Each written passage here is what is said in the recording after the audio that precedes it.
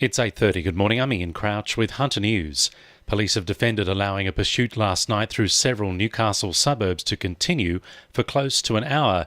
Officers began pursuing a Hyundai Excel on Main Road at Toronto at about 10 p.m.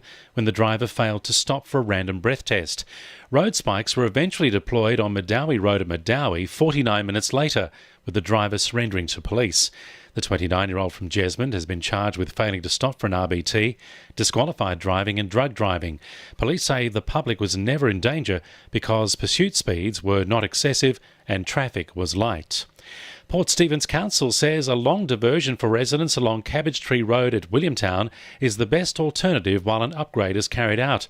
Work starts today until December on the 1.3 kilometre section of road. Council came under fire for not putting a stop-go traffic management plan in place, with some residents facing a 20 to 30 minute detour to access their homes. Council's Capital Works Section Manager Phil Miles says diverting westbound traffic will make the run smoother for motorists heading to the airport. For those, travelling Nelson Bay all the way down to Sydney, very minimal delays. For those coming from the Hunter to the airport, again heading home, relatively minimal detour. The local residents are clearly going to be most affected, as they always are with roadworks. Headspace Newcastle is taking part in a national campaign today which supports anyone experiencing mental health issues. At least 1 in 4 young Australians are suffering from mental health issues, with people encouraged to share their own mental health stories.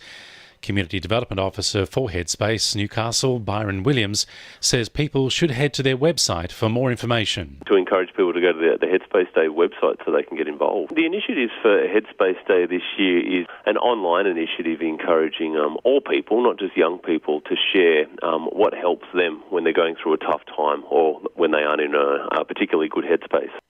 $800,000 in funding is now on offer to Hunter charities through the Newcastle Permanent's Charitable Foundation grant program. The PERM is looking to support a range of projects and organisations which have a positive impact on the lives of people in need.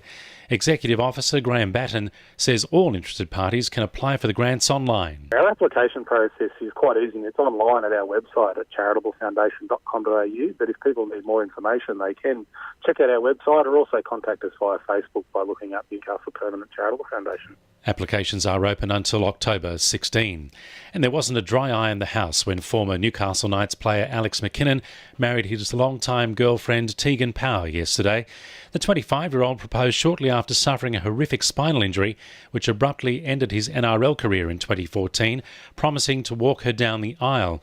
Walking is still not possible, however, Alex did the next best thing, rising to his feet from his wheelchair to meet Tegan at the altar. More than 150 guests attended the ceremony at Becolban. Sport for our sponsor, PRD Nationwide East Maitland. Newcastle Supercars driver Aaron Russell finished 17th at the Bathurst 1000 yesterday. Russell and co-driver Taz Douglas fought off rain and a number of technical problems to finish the race, equalling his 2015 placing. Holland's David Reynolds and co-driver Luke Yulden went on to take victory in the historic race. The Newcastle City Knights have been crowned club champions at the Regional Touch Football Championships over the weekend.